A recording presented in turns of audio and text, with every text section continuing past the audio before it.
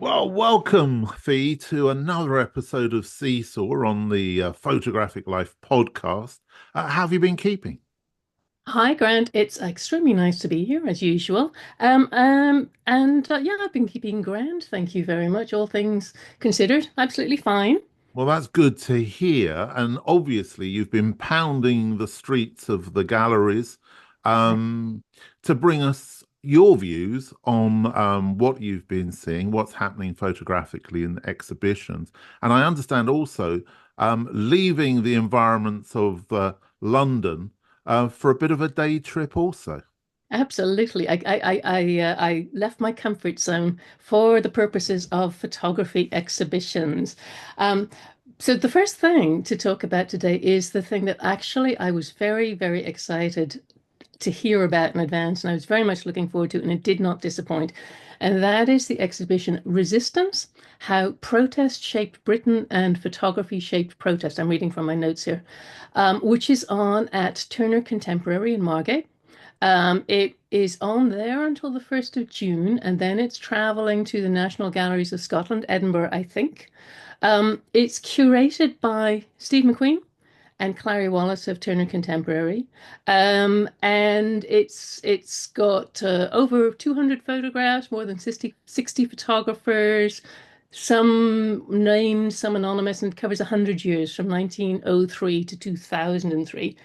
So Um, I think we just before we should make our international listeners aware of the fact of Margate, in that it was very much a working class holiday kind of seaside resort, which was very much down on its luck until sort of Tracy Emin uh, kind of revealed her roots there and started to get involved. The Libertines have a hotel down there. And of course, there is the museum now, which is named after Turner, the great artist, J.M.W. Turner. Um, and so it's become a little bit of a kind of art cultural hotspot, hasn't it? It absolutely has. It's got lots of I went there on a sunny Saturday afternoon in March, and a rare sunny Saturday afternoon in March. And it's absolutely full of hipsters, as I think whatever the 2025 version of hipsters is, cool people out for a cool day, looking at the cool sights, seeing the art. There's a lot of interesting alternative places down there. On the other hand, when you go away from the main drag, it's a bit more run down than I remember from the last time I was there a few years ago. But then, aren't we all? Yeah, and Steve McQueen, of course. You mentioned Steve McQueen. Let's just do a little bit of background on Steve McQueen. Exactly. So some of the audience may know him as the director of 12 Years a Slave, the movie. Some of the British audience may know him from the TV series Small Axe. Others will know him as apart from filmmaker, he's a curator, he's a director. He's an incredibly talented all-round person, artist, who has made films. He's curated exhibitions. The last thing I saw of his was in the Serpentine Gallery last year, where he had made a film about Grenfell, the tower block that burned in 2016, and he had made this incredibly moving drone piece of film around that. So he's been before that. The last thing I remember is an exhibition that he put together at Tate Britain with photographs of British school kids. So he does so many different things, and everything I have to say that I've ever seen him do is so thought-provoking. And I believe he's recently in the news. He just got a diagnosis of cancer Oh wow. Well, I'm sorry to literally a hear couple of weeks that. ago. Sorry to hear that. I mean, he is a political figure in at a time when I don't think we have that many artists making those kinds of political statements with such sophistication. So interesting that he was drawn to this particular kind of body of work or bodies of work because I think that there is a renaissance of that re-looking, as we've spoken about before, at documentary work of the 70s, the 80s, 90s, I suppose, from a political standpoint. And I know that there's a very good book as well, which accompanies the exhibition with a lot of writing in it. There is a lot of writing in it. I didn't actually buy the book, but I still have it and might possibly get that book again soon. There are a lot of essays by the kind of people who you want to read about here, like Gary Young is one of the names that I remember. But to give Turner Contemporary its due, even though Steve McQueen is the headline name in terms of curating, um, Claire Wallace, who is, I believe, the head of curation at Turner Contemporary, and the team, they very much kind of like mention everybody's name. It was definitely a group effort because there's a lot of research went into this exhibition, and it's beautifully presented.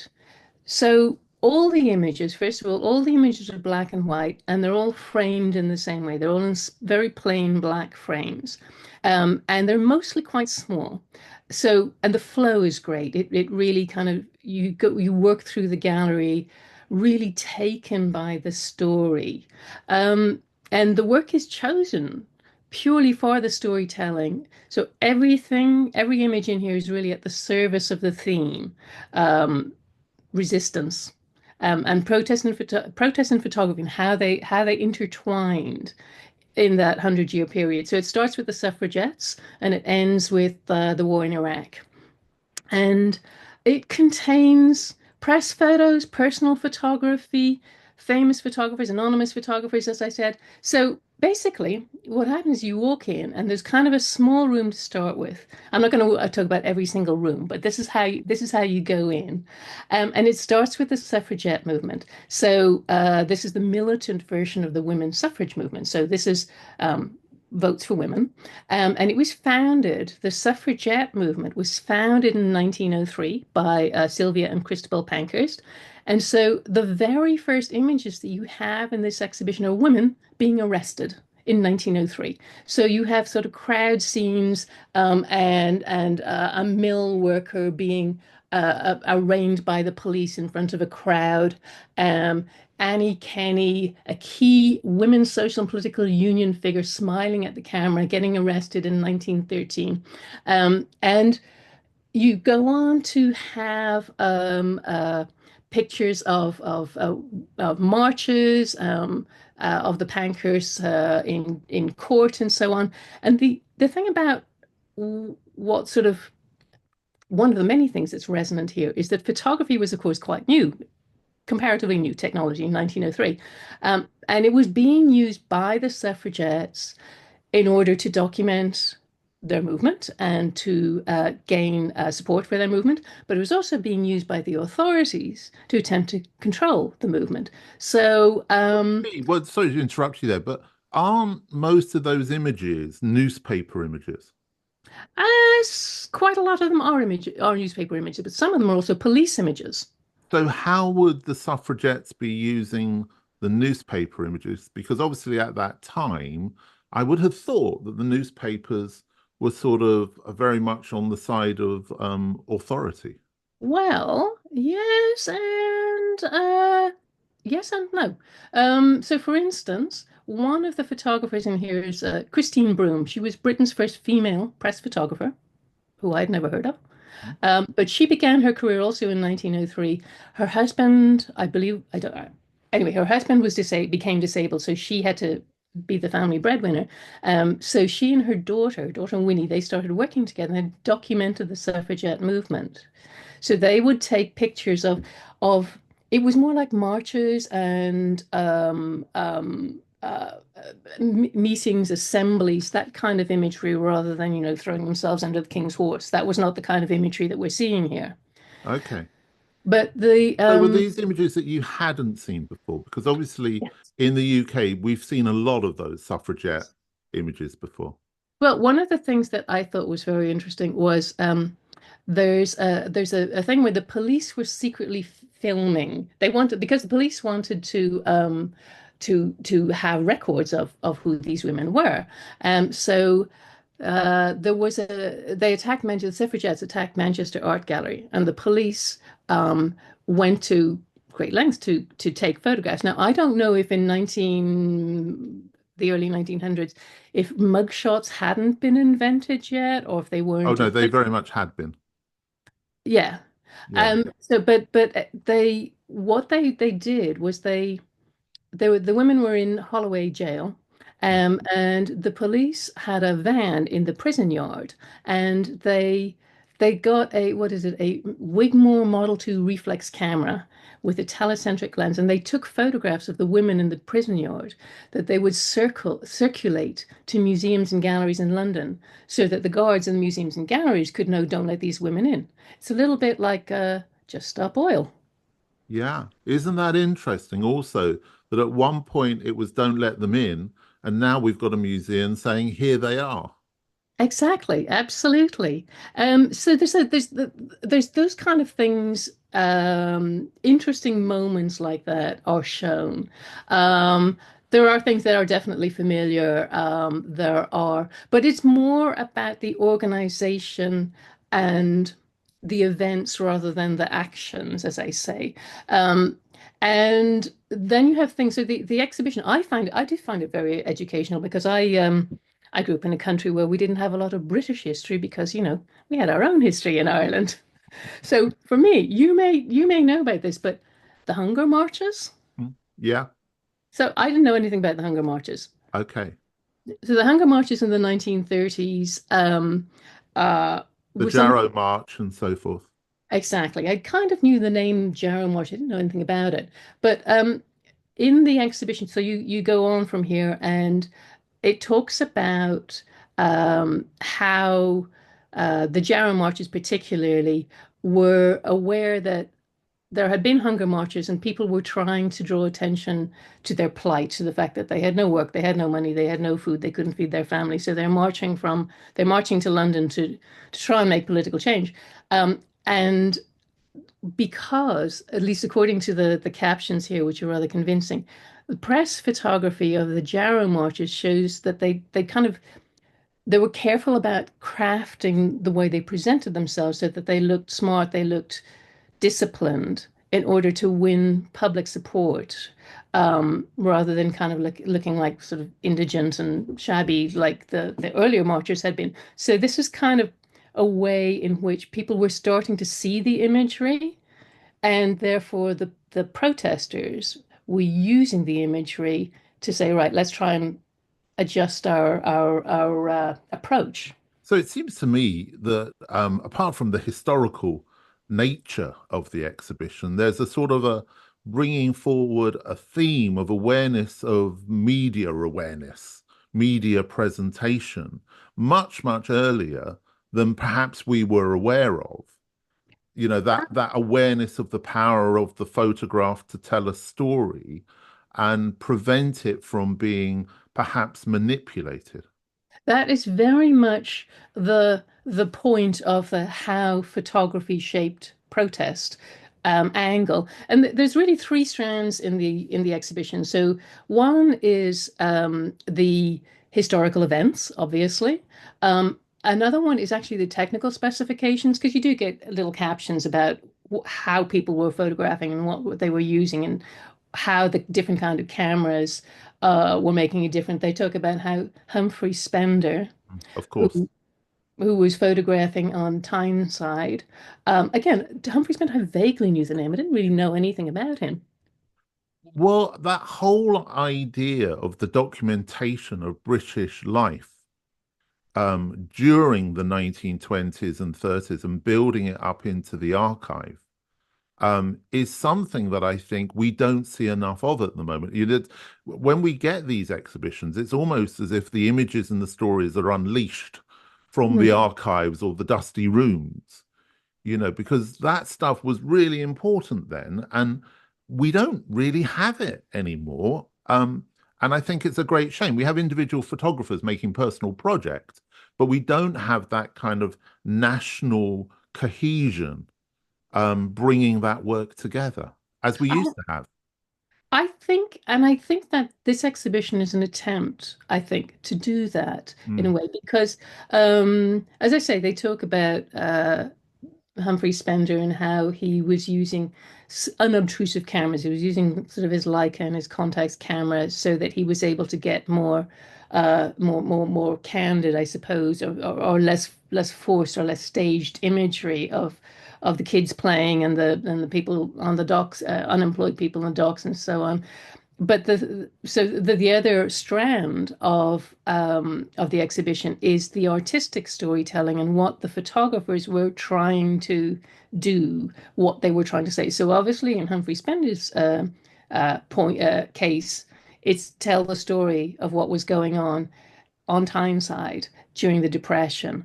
Um, He and did it, also, I have to say, he did also go around the country. It wasn't just yes, defined to that, that whole mass observation.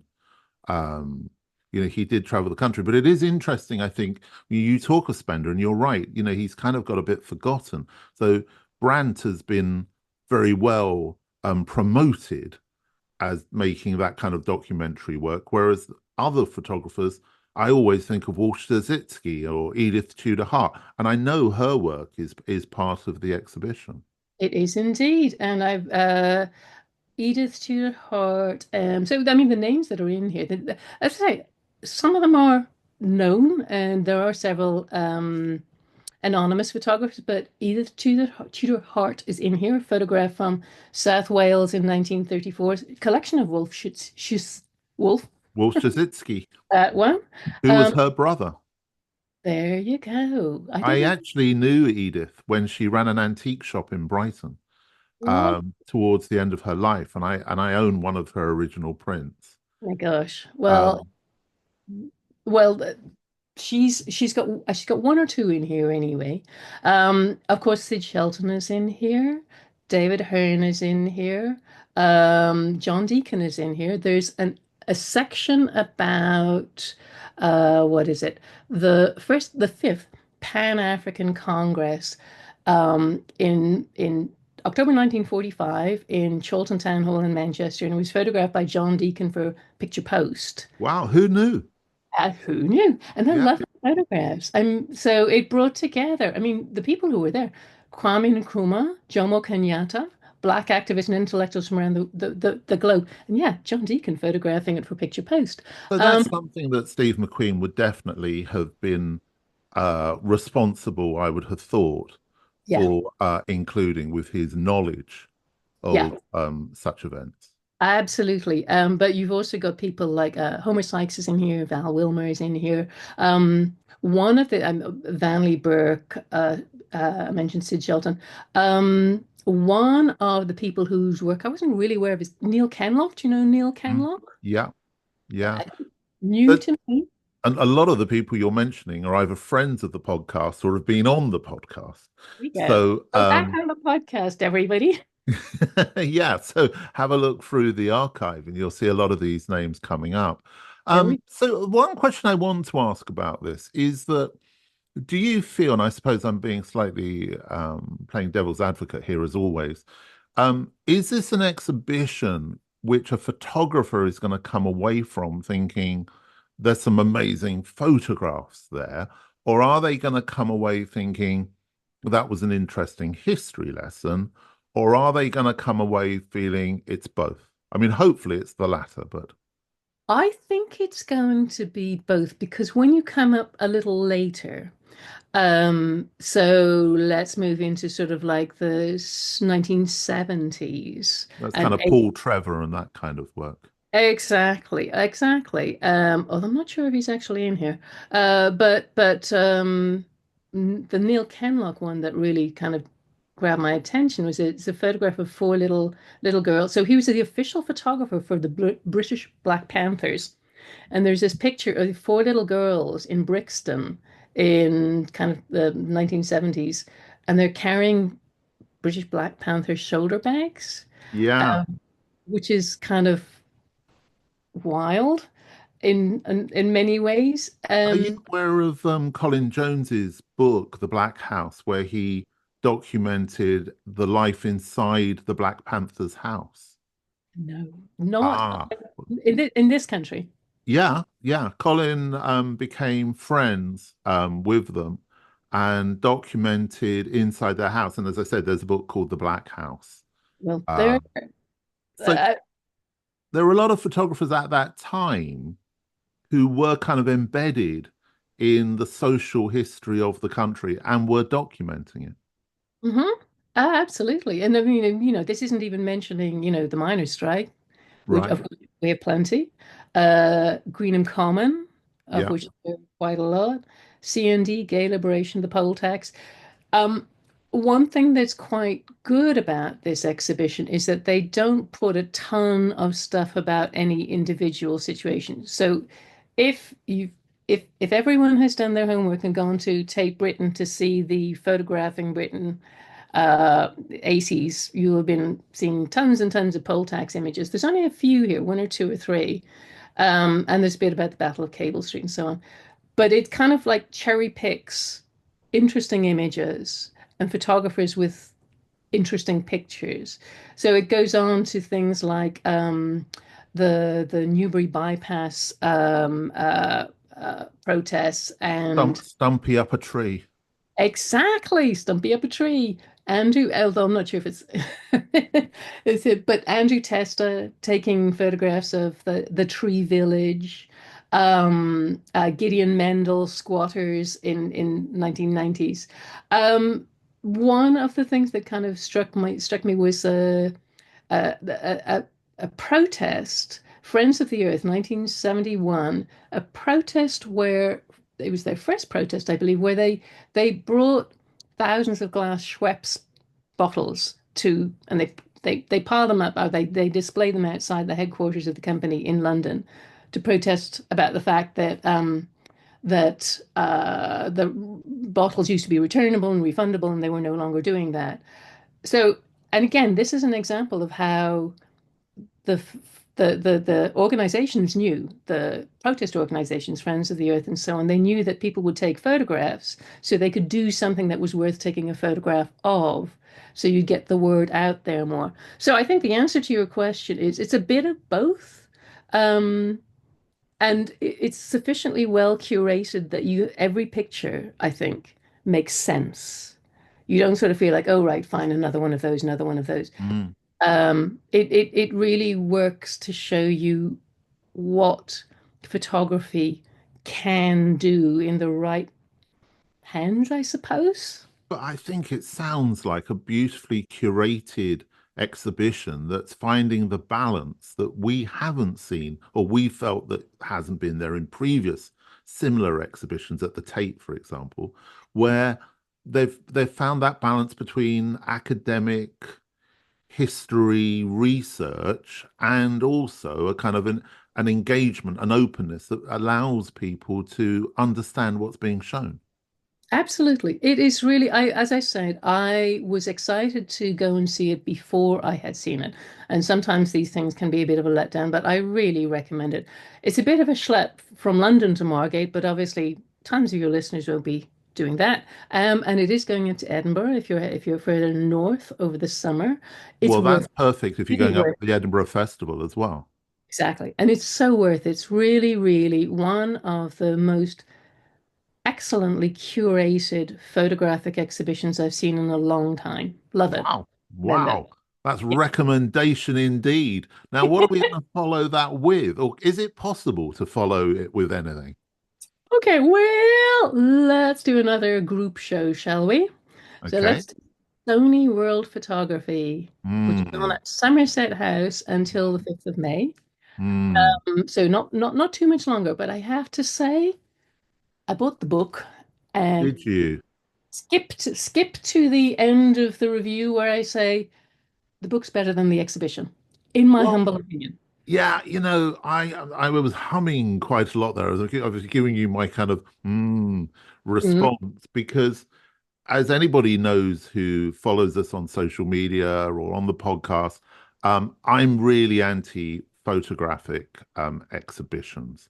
And this one has grown and grown over the years. It is important, I think, to put at this point that Sony are just the sponsor of this exhibition. It is run by a separate entity of people whom I have known over the years.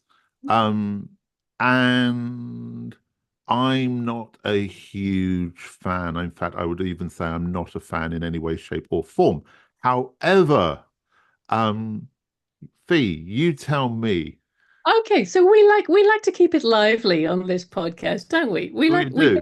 We like to disagree agreeably or disagreeably agree, whatever the word is. Yeah. Uh, now so I went along with a friend with Jean Casals on Friday, I should and say Jean Casals is a very well respected food photographer.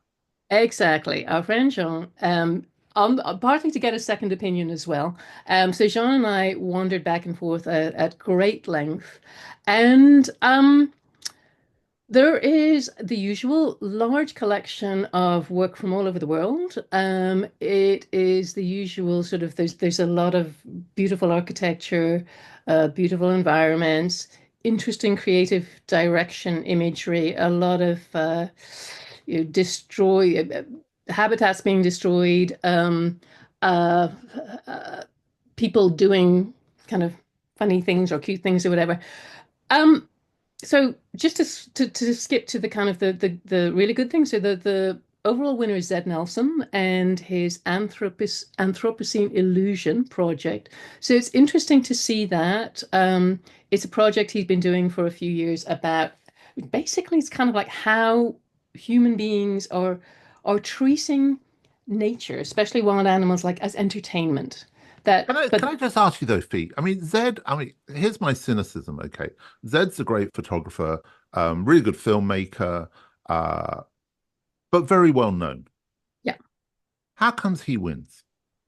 that actually, I will tell you how I think how come he wins Not because saying, not part casting any shade on his work or anything else, but I know that a lot of people who enter these competitions feel um, somewhat confused when big names win competitions that anybody can enter. I think here we go. This is a note that I made in my little exhibition going notebook here. And I think so this is from the CEO of CREO. Is that Scott? Yeah. Okay, Um, I know yeah. Scott. Scott Gray, exactly. So the works are very diverse in scope, and they are united by sensitivity and sincerity with which they capture our times and experiences. Photographers exploring how we connect in the world and spotlighting the stories that are beginning to take shape in our collective consciousness.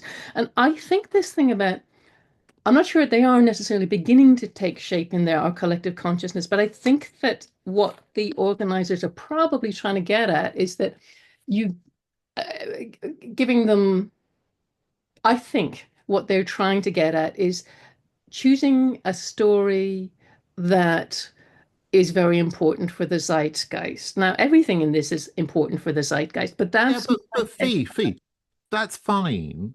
But at the end of the day, it's the World Photography Organization, the yeah, WPO that runs Sony, is a business. yes, And the people like Scott, who's been there since the beginning, as far as I'm aware, is a businessman. yeah. And the description you've just given of a series of photographs, I believe we could put to many other bodies of work. We probably could, but at the same time, So how comes it's a well-known photographer? s- that can we leave that one? Come back to that one in a moment. So last year's winner was not Okay. a photographer. Sorry? Last one's winner was Juliette Pavy. Right. You know her? No. Did I not talk to you about her last year? Maybe you did. Maybe I haven't got a very good memory for names. You see? Okay.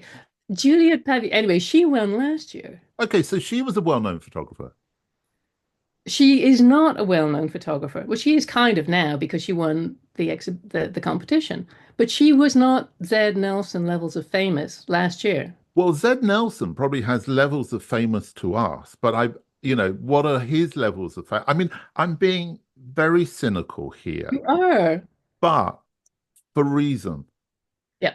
based on history Okay. and knowledge. So I'm going to park that for a moment. Okay. because I want to talk about the exhibition Go on. in my role as the roving reporter and the coming to the exhibitions. And my feel about the exhibition is that love Somerset House, love exhibitions there, but this is just it's just really think there are far too many pictures stuck in corridors. And when it's a busy afternoon, you can't see anything anyway. And there's literally photographs stuck onto the sides of walls that are kind of like a foot and a half wide. And you can kind of step back about 8 inches or to have a look at them. It's ridiculous.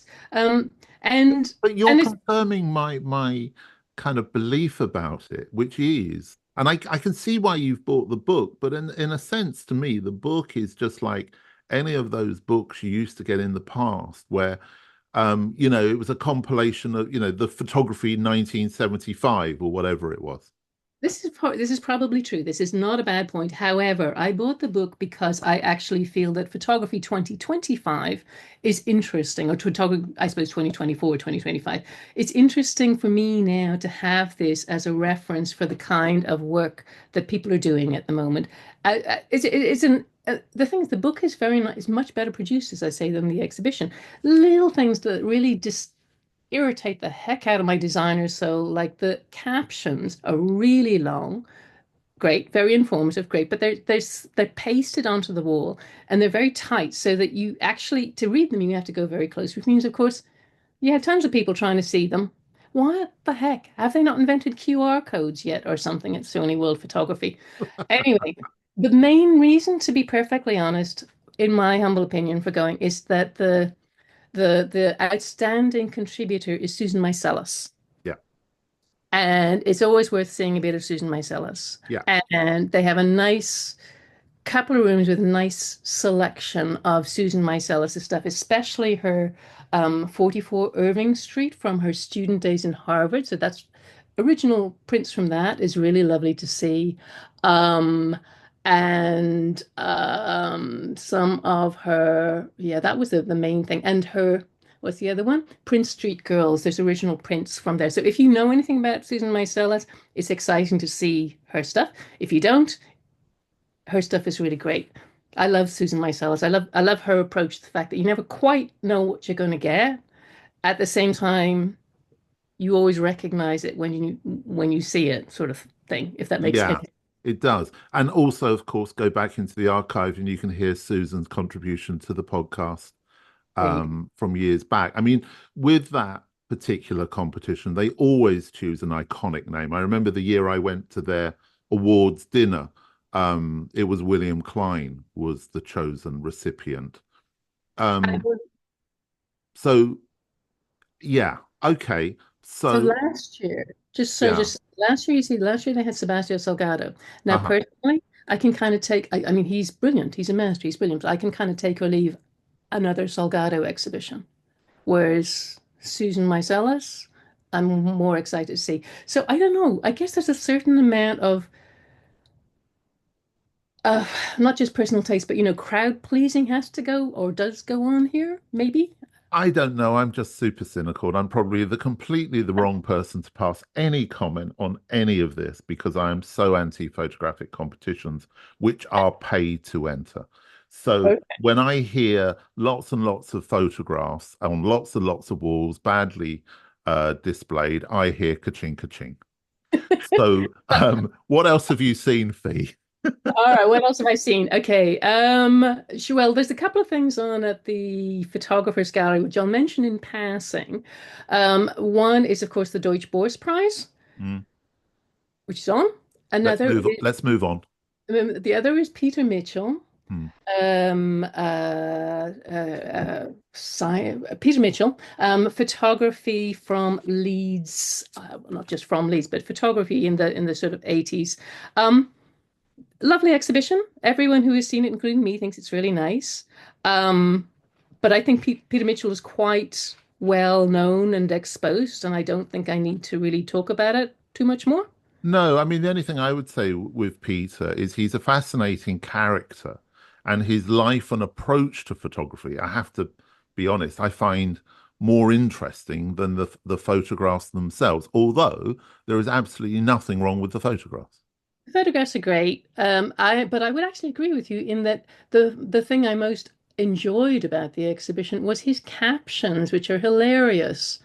He just writes really, really funny captions about the work. So yeah, Peter Mitchell is on at the Photographers Gallery. But the third, I think we could recommend it, can't we? But yeah, we we could don't necessarily have to go to definitely any great detail about it. definitely recommend it. But there's a lot of people talking about that one at the moment. So the other one I wanted to talk about today, something a little unusual, is launched. It's just opened last week. This is Eileen Perrier, A Thousand Small Stories. And this is at Autograph Gallery in Hoxton. It's on for a while. It's until September, so you've got plenty of time to go and see it. Now, know anything about Eileen Perrier? No, nothing at all, I don't think. Right. Okay. So Eileen Perrier is a British photographer of Ghanaian and Dominican background, heritage. She's 50-ish. She is a portrait photographer, basically. And how to describe this? So, Autograph Gallery do put on they again they curate their exhibitions very, very nicely. It's a smallish space, but they pack in quite a lot, and at the same time, it's very elegantly put together. So it's always worth a visit. Um, what she does is she takes portraits, not of celebrities, of some of her family, a lot of strangers. She always works in series. So you have, it may be images going on for maybe a project she does for a few years. Like there's one called Afro Hair and Beauty Show, which she shot between 1998 and 2003. And it's her style is mostly quite close up, sort of um, head and shoulders to the waist portraits of people. Um, and they're united more than anything is by where they are, or by one sort of small common element. So for the Afro Hair and Beauty, it's actually products. It is a show. It's a show at Ali Pali, a major event celebrating African Caribbean hair culture. So she would use improvised backdrops and take photographs of people who were there, and it's just interesting on many levels. But the most basic level is that she takes cool photographs of people in this sort of unusual situation, or this how shall I describe it? This not very beautiful situations. It's kind of like there's a lot going on. There's a lot of clashing lights and so on. There's a lot of busy backgrounds and stuff. Um, but she takes the people almost psychologically out of the place they're in as well as physically. Then she has another series that she shot in Nation in Paris, the metro station, 1999, and she set up a camera on the platform at the station and photographed commuters. And they have this red seating in the metro station. So every photograph is kind of close up on the seat with the person sitting in. Now, it sounds really kind of basic, but the overall impression is very, um, it kind of slows you down, brings you in, draws you to the subject, and makes you stop and think and pay attention. It's very Think, thought-provoking. yeah, can I just ask you, do you think that part of that is to do with the environment in which the work is being shown as well? Because you were just talking about the chaos of the Sony World Photo kind of presentation. And I know the autograph gallery, and it is very quiet, and it's kind of it brings on that mood. There's certainly I mean, it's a nice gallery. It's nicely curated, so Mm. that partly goes with it. That has that does, but it's also the repetition of the kinds of project that she's doing. So there's like half a dozen different projects in here, and as I say, they're all similar kind of approach. One of them is called Grace. It's from 2000, and it's a series of photographs of people who have a gap between their two front teeth. And all the people are photographed in the same way, against a rich blue background, facing the same direction. It's really simple, but kind of stops you, holds you.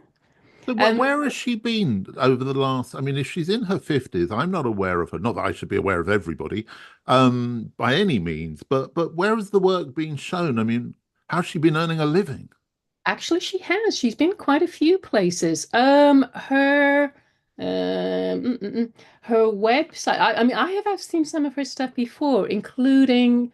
I know she's in collect. She's actually shown at the Pompidou. She's shown at the Photographers Gallery, presumably not a one-woman show. Hmm. One of her images here I recognize from seeing at the Saatchi last year at the group show the Black Atlantic, I think it was. Um, one of their more recent projects in here was actually commissioned for the Face in 2023, Face magazine, and it's called "When Am I Going to Stop Being Wise Beyond My Years?" And it's a series of photographs of teenage girls. I was And going to again, say, it feels very editorial kind of style magazine in approach. in approach, it kind of is. But most of these have not appeared in magazines. So I know what you mean. It's a bit you I looked at it and thought, how come I don't really know her? How come I've not seen her work elsewhere? And she's had one woman shows, but they tend to be in smaller venues and so on. The Photographers Gallery commissioned her to shoot for Brixton Studio But you can exhibition. imagine, can't you, a style magazine thinking, yeah, well, we'll commission her to do a fashion story. That seems to me quite a, I can imagine doing that. Yeah. I think the thing is, let's face it, there's a lot of photographers out there. There's a lot of competition out there. So I I'm recommending this exhibition for a few reasons. One is because I like her work very much, and I like her approach to the work, and I like the consistency of her approach. She always uses certain props and tricks and so on. So you end up with a very consistent body work, but also because it's, as I say, nicely curated. And We keep coming down to that, don't we? Every single month. that's the whole You point of know, an exhibition, though, isn't it? Well, not the well, whole point. yeah, I mean, the curation and the environment. Yes, because otherwise you might as well buy the book and forget about it. Yeah. And it's interesting because you were talking about the resistance. I actually have just bought the book for resistance. And I bought it to read it Mm. because I felt as if it was going to give me more than the exhibition was giving me. But if the book is giving you more than the exhibition, as you quite rightly say with the World Photo Yeah, Sony thing, then what's the point of the exhibition? The experience hasn't been considered. exactly. But this is the difference between a well-curated exhibition and a not well-curated exhibition. I personally feel that exhibitions are a really the great invention. I think they're a really important part of cultural life. They're a very important part of my cultural life because I get a very different I just get things different from an exhibition than I get from a book. And therefore I feel that going to somewhere, seeing the work printed in certain ways, seeing it displayed in certain ways, seeing it in relation to other things, see it makes you see the work differently, but it also makes you see the world differently, if you're really thinking about it. It does, Books, but I think that exhibition experience is so important. From when you walk into the yeah, room it's in, does yeah, it feel as if it's a bit kind of stuck to one side, or have they made something of it? Have they stuck it next to the cafe so all you can hear is the coffee machine, or have they considered that? exactly. And when we were talking with Bill back in January, we were talking about, what do you take away from Mm. exhibitions and the fact we were talking about photo books as well and about whether people buy exhibition catalogs and so on. And I did pick up and look at the Resistance catalog while I was there, and I thought, yeah, I'd like this, but I actually felt the exhibition was sufficient for me at the time. So I didn't feel, oh, I need to get that. Whereas, as I say, when I went to Somerset House, I spent a long time walking around. We spent ages talking about it, and I just went back and thought, something, I think I need the book because it ain't doing it for me otherwise. Um, I think there's a lack still of some people understanding then an exhibition is not just an opportunity to slap a few pictures on a wall and charge people money. You've got to actually conceive of it as an event, an Y- experience. Yeah, and do you know, I'm increasingly having conversations with photographers about the same thing concerning the photo book, in Yeah. that you need to really place yourself in the position of the person who knows nothing about your work, who Yeah, is coming to see it as the viewer, yeah, and sort of have the empathy to sit in their shoes, or stand in their shoes, and think, well, hang on a minute here. How am I experiencing this? How am I going to walk through it? What do I want to feel when I walk away from it? All exactly. of those elements. And that's where I think the exhibition and the photo book, quite often you're talking about sort of buying the book. And we talk about it, don't we, for our listeners and our viewers who can't actually visit the exhibition. Well, go online, look at the website, look at the work, and perhaps buy the book. Yeah, but I'm always very aware that they are separate, different experiences, and it's not a substitute really. Buying a They've book got to is be complementary. exactly. And they can even be very separate. You can definitely have a book without seeing an exhibition if the book is great. But for instance, if we think about things like the Face exhibition that we've talked about last month or whenever it was, which I'm going back to go to see for a third time next week, I think. Um, I really wanted to buy the book of that exhibition, but I just didn't think it did justice to the photography. It wasn't, to me, I'll have another look when I go back to the National Portrait Gallery, but a book has to be something you spend a lot more time with a book than you do at an exhibition. The book is presumably going to be on your shelves, hopefully, for a few years. So you really have to actually put the effort in, both as the creator of the book and as the consumer of the book. You can't just kind of like buy it and stick it under your to hold your TV up. At least some you do that with some books downstairs.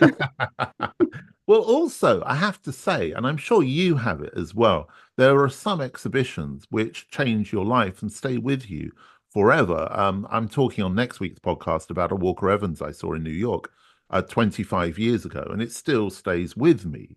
Yeah, Um, so definitely. the exhibition has that power. Yeah. It's I, just a question of whether or not the person putting it on realizes that. I have to admit that most of the best, the most life-changing exhibitions that I've seen have been in not in London. I mean, I can really remember very clearly seeing, and it wasn't a photography exhibition, but seeing Marc Jacobs' Louis Vuitton exhibition at the Musée d'Art Moderne in Paris in 2012, which is just hands down utterly fabulous. I mean, things like when it's a three-dimensional thing, when it's fashion, because fashion is, of course, my other thing, a fashion exhibition like the Alexander McQueen exhibition that was in London as well as around the world, you need that sort of dimensional kind of physicality. But photography is the same thing because photographs are objects. Photographs are otherwise it's kind of like we might as well look at everything on our phones and our iPads and our screens. But that's not what photography should be. It's got to be beyond that little shiny thing in the corner there. I completely agree. And I have to say also, there's nothing I like more than when I see an exhibition curated whereby they have photographs on the wall and then ephemera, whether it's books or notebooks or writing or whatever it may be. Exactly, exactly. And this is something else I was talking about with somebody else, but I'll save that for the next time. Okay. Well, that's a perfect cliffhanger Yeah, to leave this particular episode on. Fee, as always, thank you so much. I know you just do this because you love it, but you're known by no means forced by the podcast to go out and do this stuff. I am not. I would Uh, do it even if you didn't pay me. Oh, hang on, you don't pay me. I Oh, don't pay you. That's the joy. okay. None of us get paid for doing this, and that's why I hope, and we do stay independent, and we Yeah, can say what we think, and we can express our opinions, and always from a very positive place, because there's nothing we want more than things to be good. exactly. More great photography and more great photography exhibitions, please. Well, I'm sure you'll bring us more news next month. Fee, thanks as always. Terrific, Grant. Thanks a million. Take care.